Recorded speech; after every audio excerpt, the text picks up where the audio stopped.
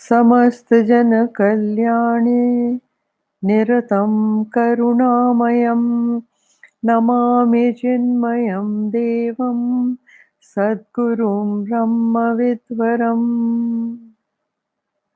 मनोजवं मारुततुल्यवेगं जितेन्द्रियं बुद्धिमतां वरिष्ठं वातात्मजं वानरयूथमुख्यं श्रीरामदूतं शरणं प्रपद्ये श्रीरामदूतं शरणं प्रपद्ये।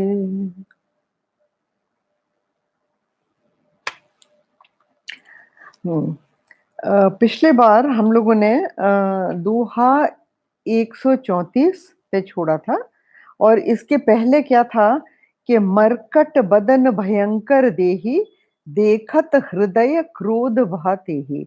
तो जो राजकुमारी थी वो अपने स्वयंवर के लिए वहां पर पहुंची और उन्होंने देखा नारद जी को, और नारद जी मरकट बदन मतलब बंदर का शरीर और भयंकर देह, भयंकर दे। अब ये देखिए, ये अभी तक हम लोग को ये नहीं मालूम था कि क्या कुरूपता दी गई है उनको। अब हमें ये मालूम चला कि बंदर की कुरूपता मिली है उनको, और बंदर सीधा साधा बंदर नहीं, भयंकर बंदर। अब इसमें आप देखिए ये नारद जी के श्राप के लिए, क्योंकि नारद जी यही श्राप देंगे भगवान को, और भगवान चाहते थे कि मुझे यही श्राप मिले जो मिलेगा, कि सिर्फ बंदर आपकी सहायता करेंगे और आपको बंदरों से सहायता मांगनी पड़ेगी, बंदरों से दोस्ती करनी पड़ेगी। तो ये श्राप भगवान चाहते थे, और नारद जी तभी ये श्राप देंगे जबकि उनकी शक्ल वो बंदर जैसी बनाएंगे। तो यहाँ पर ये देखिए भगवान की लीला की ये कहानी है। ना सखी संग ले कुंवर तब चल जनु राज मराल, देखत फिरे महीप सब कर सरोज जयमाल। तो उनके हाथ में जयमाल है और वो लेके आई हैं, और उनके साथ एक ये बंदी जनों जैसी एक स्त्री होती है जो सबको इंट्रोड्यूस करती जाती हैं, सबका परिचय देती जाती हैं कि ये राजा ये हैं, ये हैं, ये हैं, ये बड़े वीर हैं, शूर हैं, इन्होंने ये लड़ाई जीती है, इनका राज ऐसा है। तो वो सब वो बताती हुई जाती है राजकुमारी को, और राजकुमारी खुद अपना पति चुनती हैं। तो देखिए, जेह दिस बैठे नारद फूली, सो दिस तेह न बिलो की भूली, पुण्य पुण्य मुनि उक सही अकुलाही, देख दशा हरि गण मुस्काही, धरि नृप तनु तह गय कृपाला, कुंवर हर्ष मेले जयमाला, दुलहिन लय गे लक्ष्य निवासा, नृप समाज सब भयउ निरासा, मुनि अति विकल मोह मति नाठी, मन गिर गई छूट जनु गांठी, तब हर गन बोले मुस्काई, निज मुख मुकुर बिलोक हो जाई, अस कहि दो भागे भय भारी, बदन दीख मुनि बारे निहारी, बेशु बिलोक क्रोध अति बाढ़ा, तिन्हि सराप दीन अति गाढ़ा, हो निशाचर जाय तुम्हा, कपटी पापी दो, हंसे हो हमय सो ले हो फल, बहुर हंसे मुनि को, सियापति राम जय जय राम, मेरे प्रभु राम जय जय राम। देखिए, जेह दिस बैठे नारद फूली, फूली मतलब घमंड में, और जिसको इंग्लिश में भी कहते हैं पफ्ड अप, फूले हुए। तो वो घमंड से फूले हुए कि मैं तो बहुत सुंदर रूप लेके आया हूँ, भगवान का रूप लेके आया हूँ, तो ये तो मुझे ही चुनेंगी। उस सो दिस तेह न बिलो की भूली, भूल के भी उन्होंने उस दिशा में नहीं देखा, राजकुमारी ने उस दिशा में बिल्कुल नहीं देखा। तो पुण्य पुण्य मुनि उकसहि अकुलाही, देख दशा हरिगण मुस्काही। तो ये जो शिवजी के गण थे, ये उनकी हालत देख देख के मुस्कुरा रहे थे। और बोल को देखिए यहाँ पर मुस्कुराना लिखा है, उसके पहले क्या लिखा था कि वो कुछ-कुछ बोल रहे थे, कूट कर रहे थे, सार्कास्टिक रिमार्क्स बोल रहे थे, जिससे नारद जी को समझ में ना आए लेकिन वो अपनी हँसी करें। पर यहाँ पे देखिए ये एक तुलसीदास जी हमेशा मर्यादा रखते हैं और मर्यादा ऐसी रखते हैं कि जो हमारी सभ्यता में बातें हैं, उनका उन्होंने पूरा ध्यान रखा है। देखिए ऑडियंस जो होती है या जो भी शामिल होते हैं किसी भी बड़े उत्सव में वगैरह, वो तब तक बातें कर सकते हैं जब तक कि मेन उत्सव शुरू नहीं होता। जो मुख्य उत्सव है वो शुरू नहीं हो जाता। जैसे यज्ञ है, हवन है, स्वयंवर भी एक यज्ञ था बहुत भारी, है ना? तो यहाँ पर क्या है कि जब राजकुमारी आ गई हैं और वो घूम रही हैं चारों तरफ, तो उसके बाद किसी का भी बात करना शोभित नहीं होता। इसी तरह लोगों को ध्यान रखना चाहिए कि जब कि कोई स्वामी या कोई बड़े महात्मा या कोई भी बड़ा इंसान, जैसे कि प्राइम मिनिस्टर है, प्रेज़िडेंट है, चीफ मिनिस्टर है, इस तरह का कोई स्टेज पे आके बोलता है, तो आपको उस वक़्त नहीं बोलना चाहिए बीच में। लोगों को ये आदत होती है कि बीच-बीच में कुछ भी बोले, डिस्टर्ब करा, ये वो, तो वो नहीं होना चाहिए। यहाँ पे भी देखिए कि वो उनको दिखता है कि नारद जी को देखो, पुण्य पुण्य मुन उकसहें अकुलाईं, बार-बार उठ के कूद रहे हैं और अपने ही is sitting on the edge of the chair, बार-बार उकसाते हैं अपने आप को। तो वो देख-देख के वो लोग उनको हँसी आ रही है। धरे नृप तनु तह गयउ कृपाला, कुँवर हर्ष में लेऊ जयमाला। अब देखिए हुआ क्या, राम जी ने क्या करा, नारद जी का तो पूरा श्राप उनको लेना है। तो उस तरह से उन्होंने उसी की पूरी तैयारी करी हुई है। तो उनको तो उन्होंने बंदर का मुख दे दिया, वो एक श्राप आएगा। दूसरा श्राप क्या? धरि नृप तनु, क्योंकि देखिए इसके 2 मीनिंग हैं नृप तन के। क्यों उन्होंने नृप का तन लिया? एक मीनिंग तो ये है कि बाकी सब भी नृप ही बैठे थे वहाँ पर, है ना? क्योंकि राजकुमारी से शादी करनी है, तो राजकुमारी नारी हैं, तो यहाँ पर नृप के ही संग उनकी शादी हो सकती है।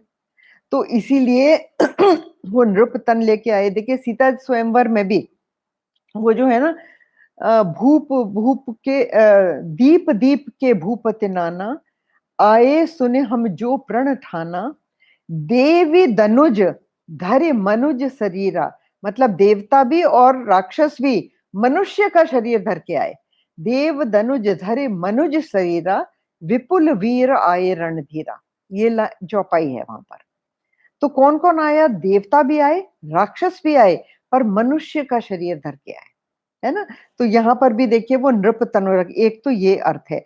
दूसरा अर्थ क्या है कि रावण ने जब तपस्या की थी, तो उसने ये वरदान माँगा था कि नर और वानर को छोड़ के मुझे कोई ना मार सके।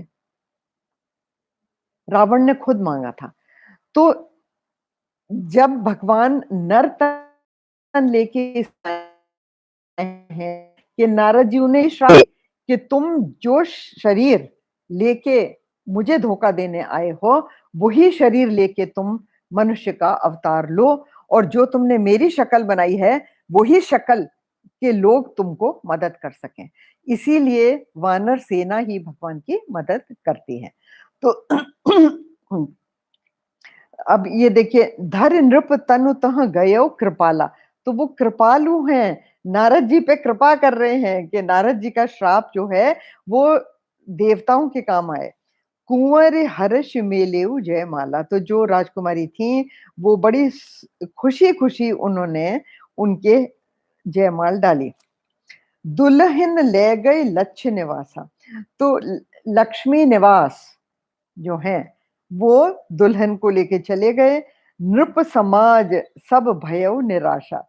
अब यहाँ पे ये जो वर्ड निराश तुलसीदास जी ने लिखा है, इसका भी अर्थ है। निराश का शब्द का ये अर्थ है कि जो विवाह है, वो विवाह के पहले, विवाह के समय और विवाह के बाद भी दुखदाई ही होता है। निराश, वो निराश करता है। देखिए, जिससे आप विवाह करना चाहते हैं उससे हो नहीं, तो निराशा। अगर हो जाए तो हमको आपको सब पता है कि क्या होता है शादी में और सब जितने भी विवाहित लोग बैठे हैं वो सब ये जानेंगे कि कितनी परेशानियां होती हैं विवाह करने से।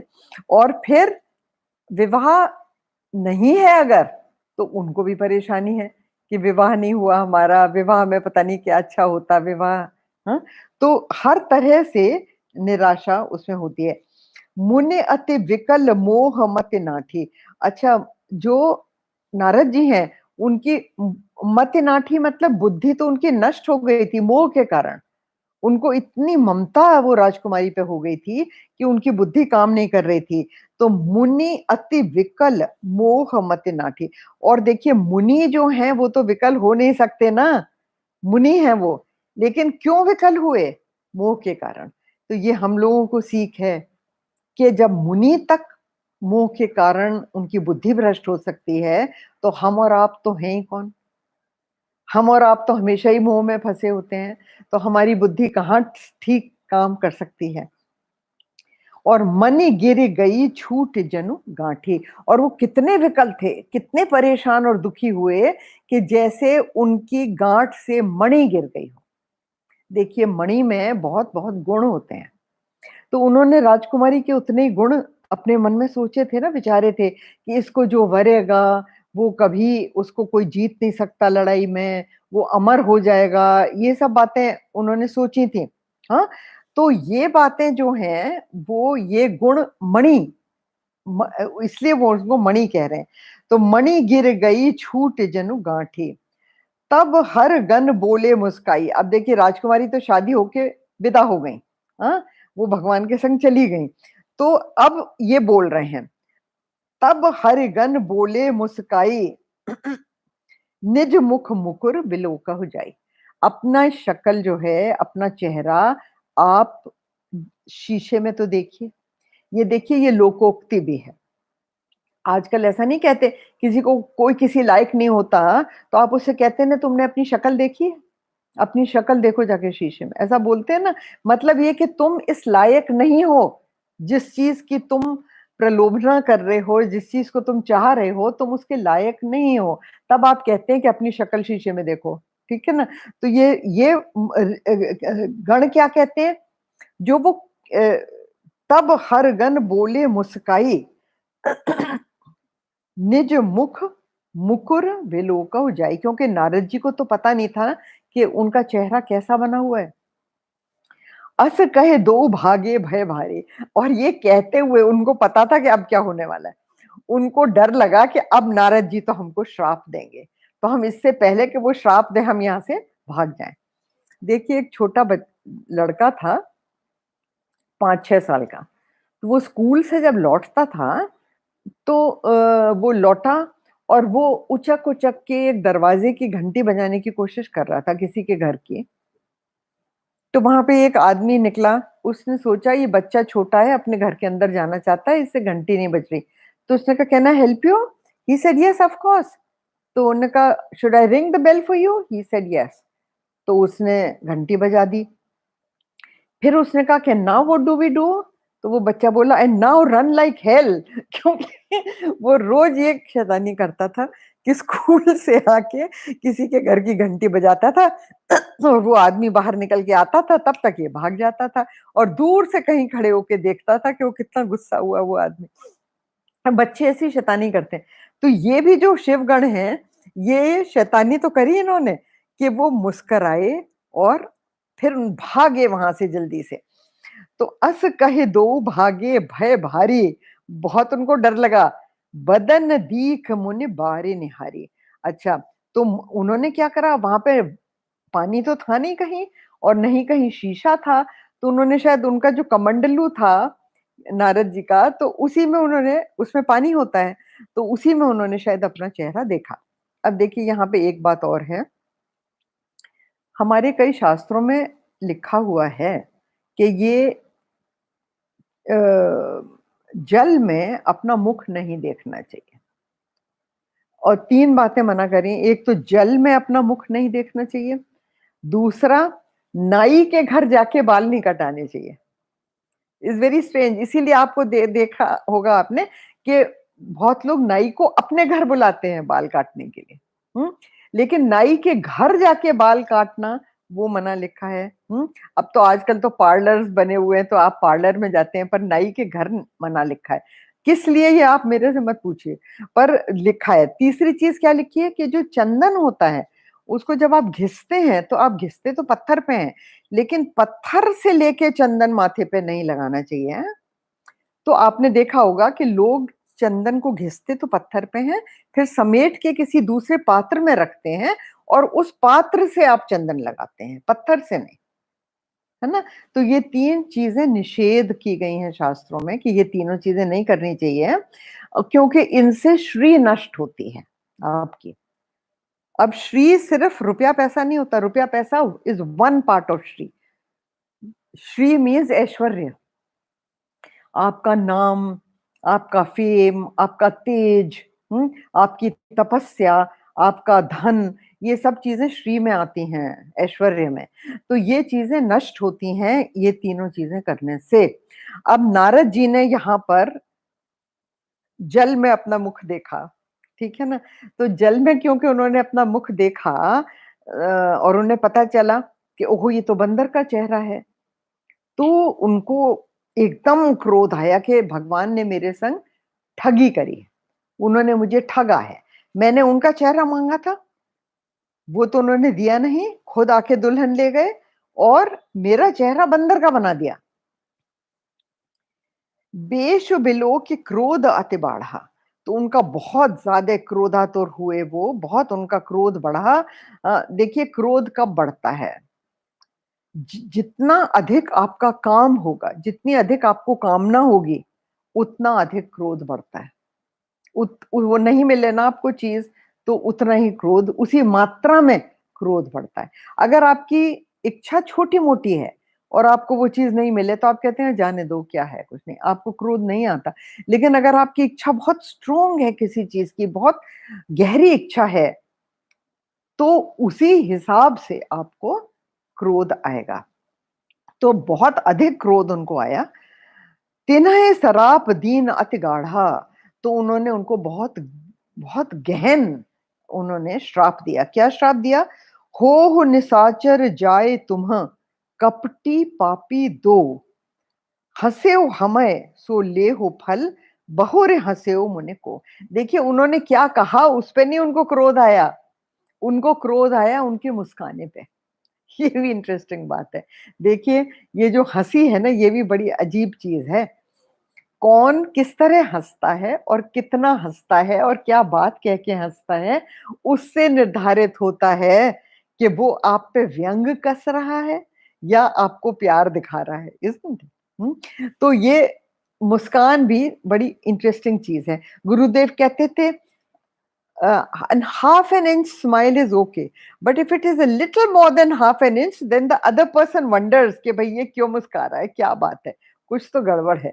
हाँ, तो वो भी एक अजीब बात है। तो नारद जी को क्रोध क्यों आया? उनके हंसने पे। हंसे हम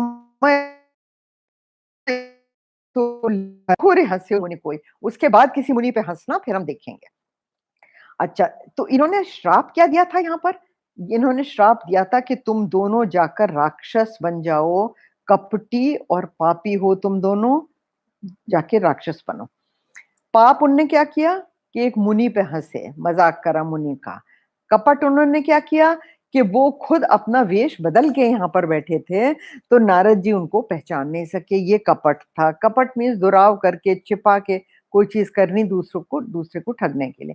तो कपटी, पापी दोनों वर्ड यूज़ करे हैं नारद जी ने और श्राप दिया है निशाचर बनने का।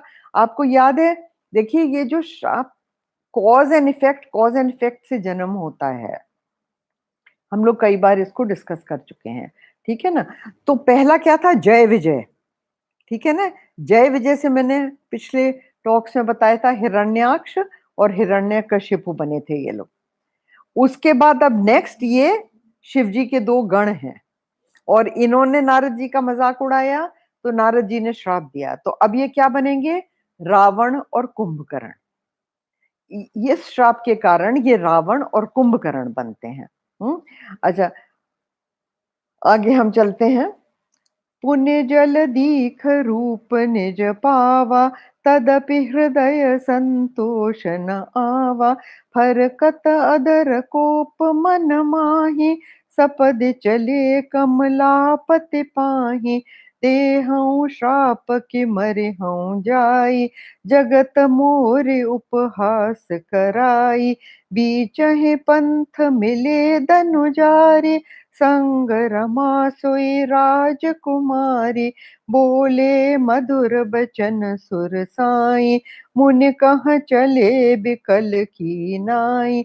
सुनत बचन उपजा अति क्रोधा, माया बसन रहा मन बोधा। पर संपदा सकहु नहीं देखी, तुम्हरे ईर्षा कपट विशेषी। मथत सिंधु रुद्र ही भौरायो, सुरन प्रेरि विष पान करायो। असुर सुराबिष संकर हे, आप रमामणि चारु। स्वार्थ साधक कुटिल तुम्हा, सदा कपट व्यवहार। सियावर राम जय जय राम, मेरे प्रभु राम जय जय राम। अच्छा, इन लोगों को तो नारद जी ने श्राप दे दिया, शिव जी के जो गण थे, और फिर उनको तभी तसल्ली नहीं हुई कि मैं देखूं तो सही, इन्होंने मेरी शक्ल ऐसी बनाई और सब जगह मेरा मजाक करवाया। तो उन्होंने पुण्य जल दीख रूप निज पावा। तो नारद जी ने फिर दोबारा अपना चेहरा पानी में देखा। और उन्होंने क्या देखा कि रूप निज पावा। तो उनका वापस नारद जी का रूप वापस आ गया था, निज रूप, खुद का अपना स्वरूप फिर वापस आ गया था। नारद जी को ये नहीं मालूम था कि भगवान ने इस तरह से उनका बनाया था रूप कि सिर्फ राजकुमारी देख सके और ये शिवगण देख सकते थे, और किसी ने नहीं जाना था कि उनका चेहरा बंदर का है। तो उन्होंने उनकी पूरी इज्जत रखी थी नारद जी की। ऐसा नहीं है कि वो उन्होंने उनका मजाक उड़वाया। किसी राजा को नहीं पता चला कि ये बंदर का चेहरा है, सिर्फ राजकुमारी और शिवगण। हाँ, तो नारद जी का चेहरा वापस हो गया। तदपि हृदय संतोष न आवा, फिर भी उनके मन में संतोष नहीं हुआ। फरकत अधर कोप मन माही, और गुस्से के मारे, क्रोध के मारे उनके अधर फड़क रहे थे। जब बहुत गुस्सा होता है ना तो आपका शरीर हिलने लगता है, कंपन आ जाती है आपके शरीर में। तो वो हो रहा था। सपद चले कमलापति पाही, सपद मतलब जल्दी जल्दी, बहुत जल्दी, क्योंकि अब उनके मन में वो क्रोध उतारना है। और क्रोध किस पे उतरेगा? भगवान पे ही उतारना है। देखिए कितने परम भक्त हैं, लेकिन इनकी बुद्धि इतनी भ्रष्ट हो गई है कि वो ईश्वर पे अपना क्रोध उतारने के लिए, भगवान हरि पे अपना क्रोध उतारने के लिए जल्दी जल्दी चल के जा रहे हैं। सपद चले कमलापति पाही। और यहाँ पर कमलापति लिखा है, देखिए भगवान का कोई दूसरा नाम नहीं लिखा, कमला साथ में जोड़ा है। कमला मीन्स लक्ष्मी जी। लक्ष्मी जी चंचला हैं, बहुत जल्दी चली जाती हैं। चंचल चपल चतुर, ये नाम है लक्ष्मी जी के। हाँ, कई भजनों में होता है चंचल चपल चतुर। तो ये देखिए, चपल जो वर्ड है मतलब है जल्दी जल्दी चल के जाना, उसी से वर्ड आपका चप्पल बना है, बाय द वे। चप्पल जो शब्द है वो चपला से बना है। चपला मीन्स जल्दी से उठ के जाना। तो लक्ष्मी जी जो हैं वो चंचल भी हैं, चपल भी हैं, और जहाँ होती हैं वहां हमेशा नहीं रहती, चली जाती हैं। तो उन्होंने सोचा कि ये लक्ष्मी जी के संग जा रहे हैं भगवान, तो लक्ष्मी जी जल्दी जल्दी चल रही होंगी तो भगवान भी जल्दी जल्दी कहीं गायब ना हो जाए और वो विष्णु वैकुंठ लोक न पहुंच जाए, उसके पहले ही मैं उनको पकड़ूं। तो सपदे चले मतलब जल्दी जल्दी चल के वो पहुंचे। देहऊं श्राप के मरे हूं जाई, और नारद जी के मन में क्या आ रहा है कि मैं या तो उनको श्राप दूंगा और या मैं मर जाऊंगा जाके, क्योंकि मैं ये अपवाद नहीं सह सकता, मैं ये उपहास लोगों का नहीं सह सकता। देखिए, जगत मोर उपहास कराई, उनको तो यही लग रहा है ना कि पूरे विश्व में जितने भी राजा लोग जगह जगह से आए थे, उन सबके सामने उन्होंने मेरी हंसी उड़वाई। अभी तक तो उन्हें यही मालूम है ना। तो वो ये सोच के उनके उनके जलन हो रही है छाती में कि मैं दो ही काम करूंगा, कि एक तो मैं उनको श्राप दूँगा। अगर उन्होंने श्राप स्वीकार कर लिया, अंगीकार कर लिया, क्योंकि भगवान को कोई श्राप दे नहीं सकता, वो ऐसी शक्ति हैं। लेकिन अगर वो स्वयं लीला के कारण उसको अंगीकार करते हैं, तो ठीक है, नहीं तो मैं जाके अपने प्राण त्यज दूँगा। तो यहाँ पे देखिए नारद जी ने सुसाइड का संकल्प कर लिया है कि मैं मरे हूँ जाई, हाँ, जगत मोर उपहास कराई, बीचहि पंथ मिले धनुजारी। तो वो भगवान रास्ते में ही मिल गए, क्योंकि नारद जी जल्दी-जल्दी चल के जा रहे थे, तो बीचहि पंथ मिले धनुजारी, धनुज अरि ये शब्द है। धनुज मतलब राक्षस और अरि दुश्मन। तो जो राक्षसों के दुश्मन हैं, वो रास्ते में ही मिले। ये शब्द इसलिए लिखा गया है कि भगवान जो ये लीला कर रहे हैं, ये अवतार लेना चाहते हैं राक्षसों को मारने के लिए। उसी लिए ये नारद जी की लीला हुई है। वो चाह रहे हैं कि नारद जी उन्हें श्राप दें। तो बीचहि पंथ मिले धनुजारी, संग रमा सोई राजकुमारी। तो उनके संग लक्ष्मी जी भी हैं, रमा मीन्स लक्ष्मी जी।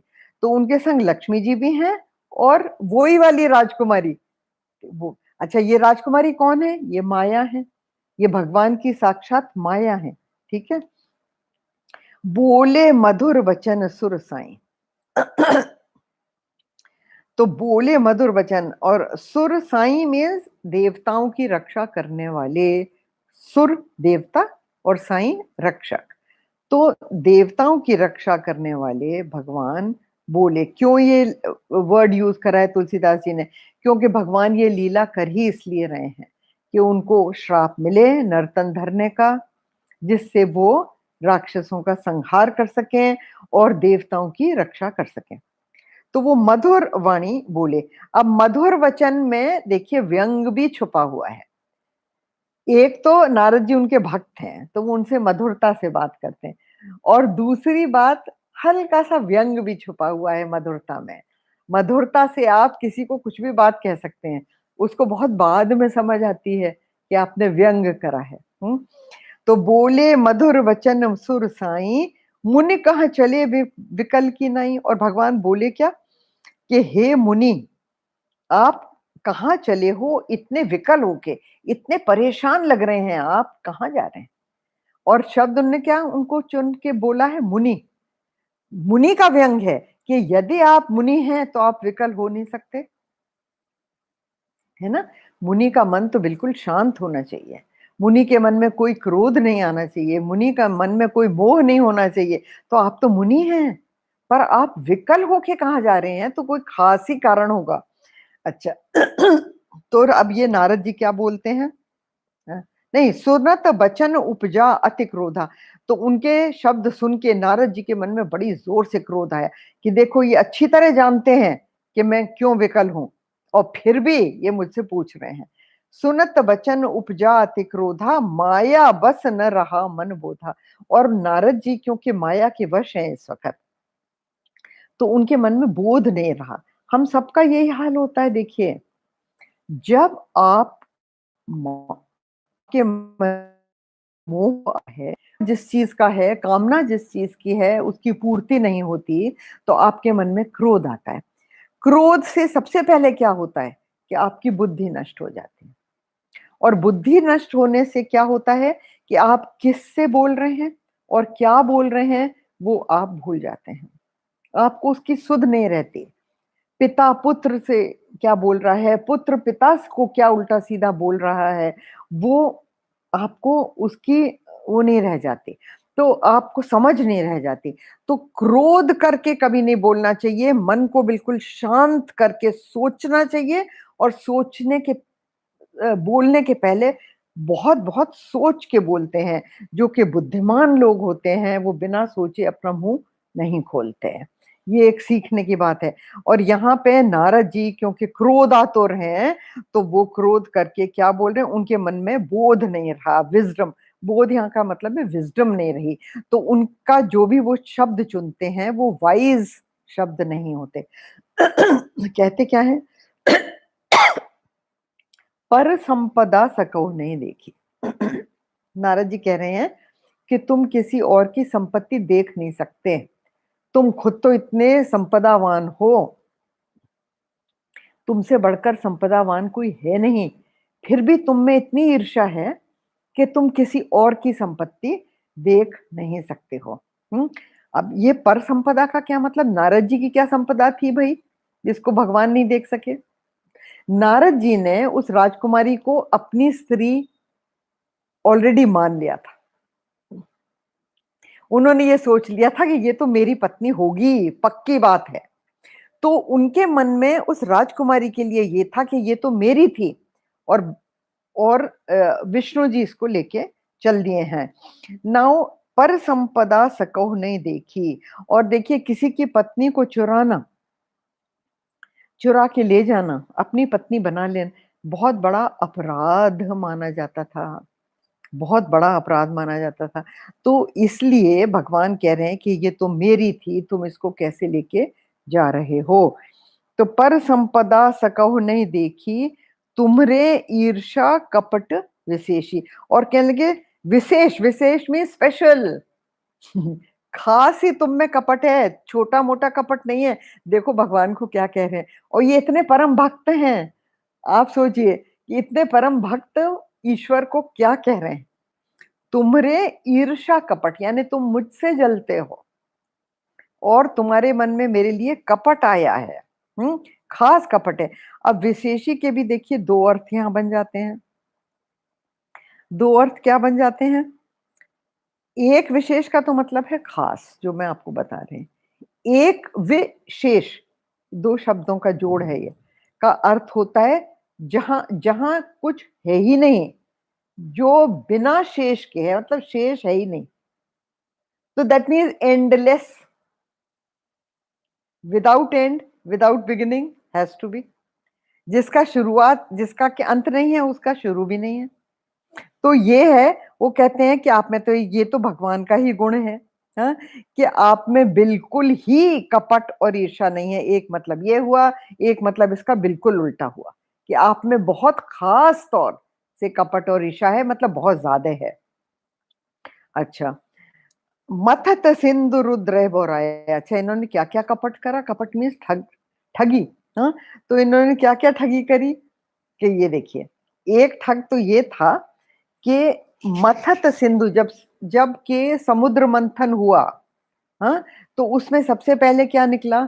सबसे पहले विष निकला, क्योंकि वो जो वसुकी नाग था जिससे कि वो मंथन कर रहे थे, उसने सबसे पहले विष उगला। ही वॉमिटेड आउट विष। तो इसलिए कि विष और कहीं ना गिरे, और किस किस को वो मतलब नाश कर सकता था ना, विष पूरे जगत का नाश कर सकता था। हाँ, वो कालकूट विष था। कालकूट विष का मतलब है बहुत ही सख्त, जो कि किसी को जिंदा छोड़ेगा नहीं। तो वो अगर फैल जाता तो देवता भी मरते और राक्षस भी मरते, सब मर जाते, और सारी सृष्टि का नाश हो जाता। तो क्या हुआ कि उसको एक पात्र में ले लिया गया, और पात्र में लेके उन्होंने कहा अब इसको कहाँ रखा जाए, इसको कहाँ छोड़ा जाए? तो द ओनली पर्सन, भगवान ने देवताओं से कहा कि इस जहर को पीने की क्षमता सिर्फ शिव भगवान में है। तो तुम शिव जी के पास जाओ, उनसे विनती कि वो इस जहर को अपने अंगीकार करें। अगर वो जहर को अंगीकार करेंगे तो ही सारी सृष्टि बच सकती है, नहीं तो सृष्टि का नाश हो जाएगा। अच्छा, तो अब ये देखिए, एक तो ये है कि मथत सिंधु रुद्र बोराय। तो रुद्र मीन्स शिवजी। तो शिवजी को आपने बोराया, उनको ठग लिया, उनको बेवकूफ बनाया, और बेवकूफ बना के उनको जहर पिलवाया, सुरन प्रेर विष पान कराया। तो उनको देवताओं को प्रेरणा देके, देवताओं को उकसा के, और उनको तरह तरह की बातें समझा के और भेजा। अब देखिए इसका दूसरा अर्थ क्या है? भगवान कृपालु हैं, वो शंकर जी उनके परम परम भक्त हैं, उनको वो जहर पिला रहे हैं, क्यों? ये जो कालकूट जहर था, वो शंकर जी के लिए अमृतत्व का असर करेगा। भगवान ने ये देख लिया कि शिव जी जो ये जहर पिएंगे, वो जहर जो है वो अमृत बन जाएगा, हैं? और वो लाइन है अ, देखिए शिव जी के लिए कुछ असाध्य नहीं है, ये भगवान जानते थे अच्छी तरह। तो वो क्या है, कालकूट फल दीन अमी को, कि शिव जी को कालकूट ज़हर ने अमृत का फल दे दिया। ये कृपा भगवान ने शिव जी पे करी क्योंकि शिव जी उनके परम भक्त थे। और यहाँ पर ज़हर जो है शिव जी ने अपने कंठ में रख लिया।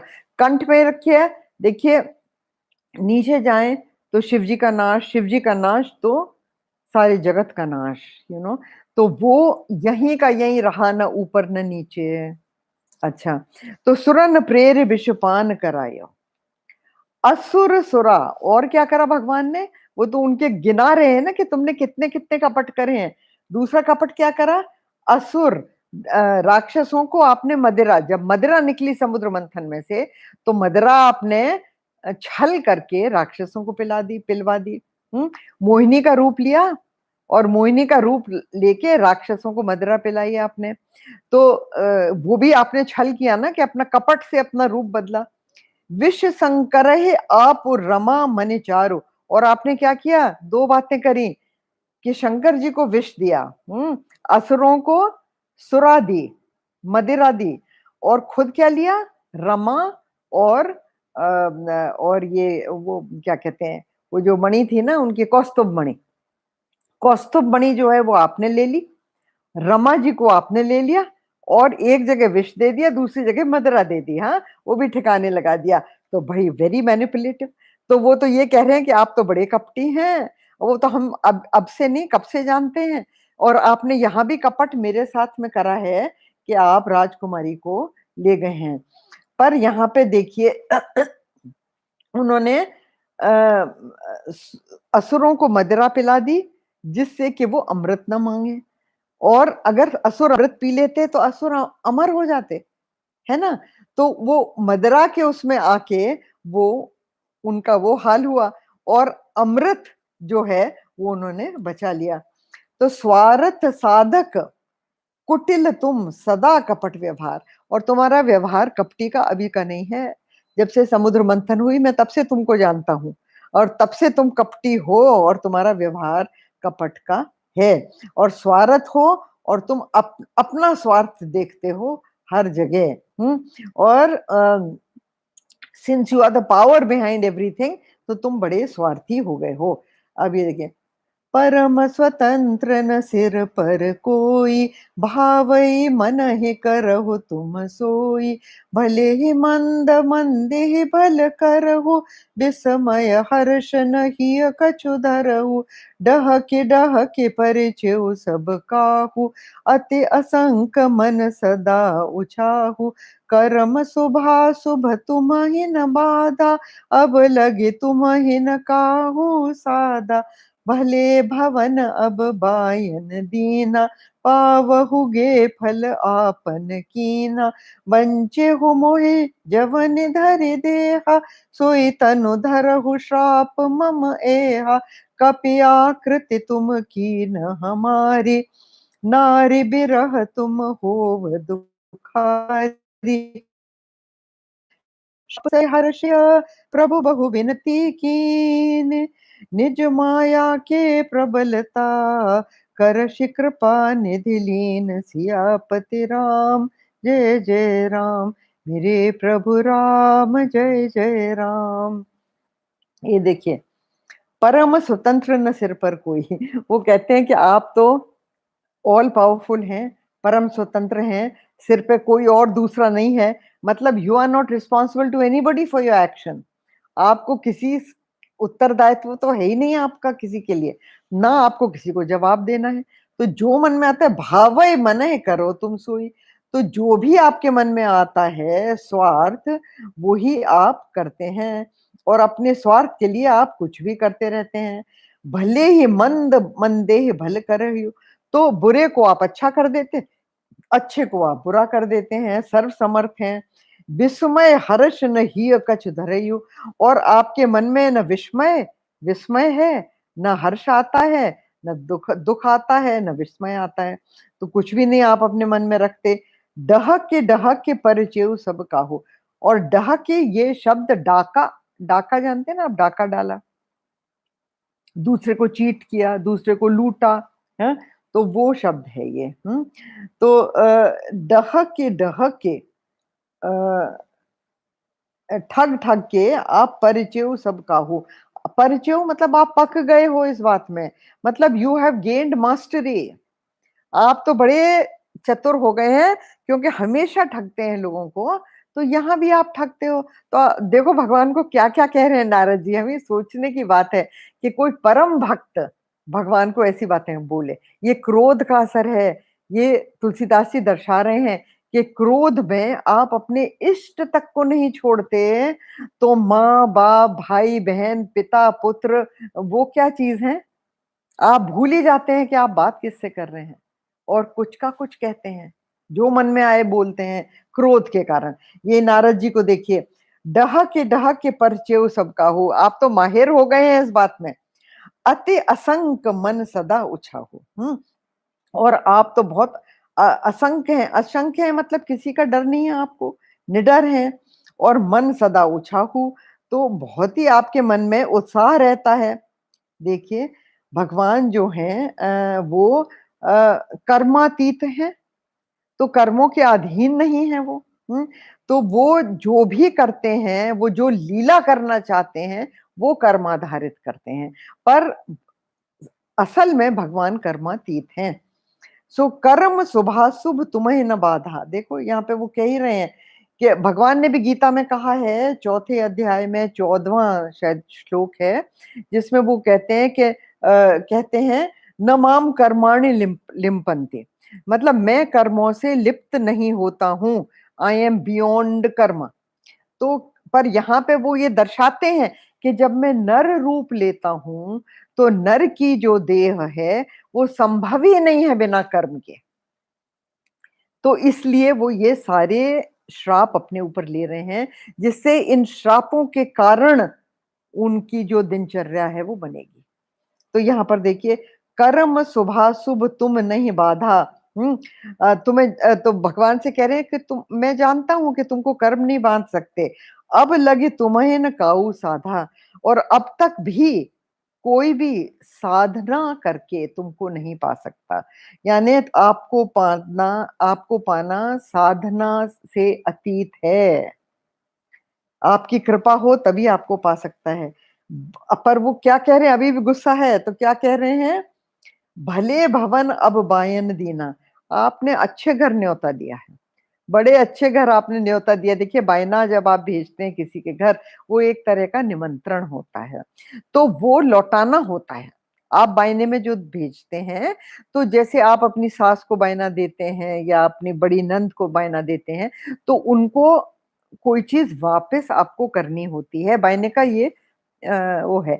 जब लड़की अपने मायके जाती है, तो वो सब जगह बायना भेजती है, और लोग उस बायने को लेके उस थाली में कुछ और रख के वापस भेजते हैं। तो ये हमारी संस्कृति हो गई है। तो वो कहते हैं कि अबकी से आपने भले भवन बायना दिया है, यानी मेरे घर आपने निमंत्रण दिया है, अब मैं आपको भेजता हूँ, हाँ? और ऐसी चीज भेजूंगा जो आप याद रखोगे। तो भले भवन अब बायन दीना, मतलब मुझे आप छोटा मोटा ना समझिए, मुझ में ब्राह्मणत्व की शक्ति है। पावहुगे फल आपन कीना, तो अपने करे का फल आप पाओगे। बंचे हो मोहे जवन धरि देहा, आपने जो शरीर रख के मुझको ठगा है, उन्होंने नर का रूप रख के वहां पर गए थे ना, तो वो नारद जी कह रहे हैं कि आपने नर का रूप रख के मुझे जो ठगा है, सोई तनु धरहु श्राप मम एहा। मेरा श्राप ये है कि आप वही तन धारण करेंगे। अब यहाँ देखिए भगवान की लीला पूरी होती है ना, इस श्राप के कारण, क्योंकि रावण का वरदान है, रावण को ये वरदान है कि सिर्फ नर और वानर ही से उसकी मृत्यु हो सकती है। तो भगवान को नर का रूप लेना पड़ा रावण को मारने के लिए। पर नर का रूप का कारण क्या होगा? तो कारण ये था कि नारद जी ने फिर श्राप दिया कि जिस रूप को लेके तुमने मुझे ठगा है, वही रूप लेके तुम ज़मीन पर पैदा होगे। सोई तन धरहु श्राप मम एहा।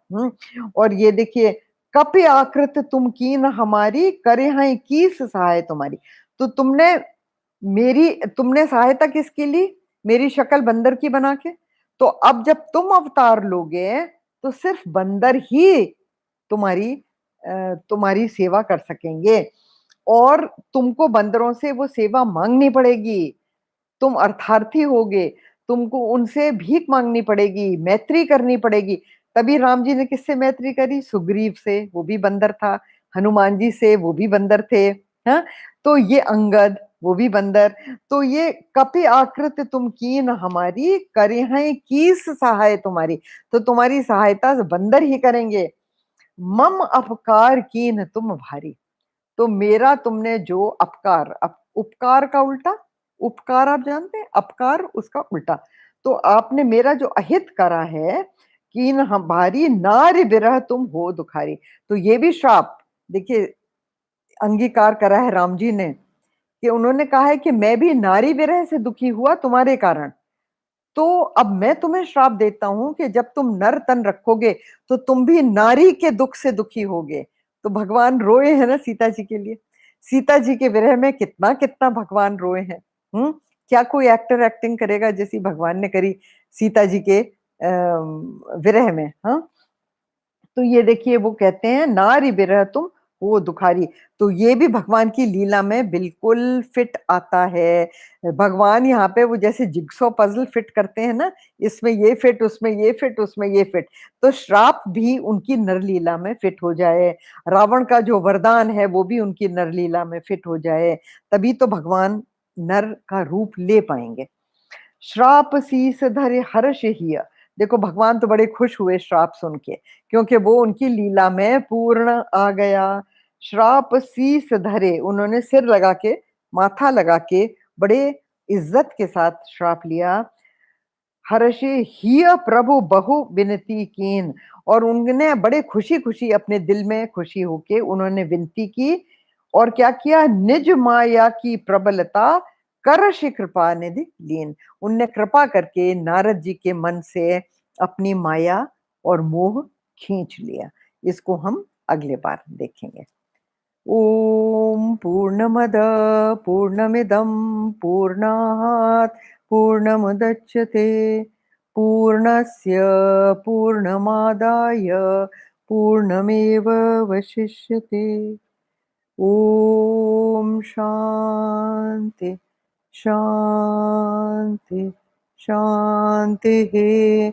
हरि ओम श्री गुरुभ्यो नमः। हरि ओम।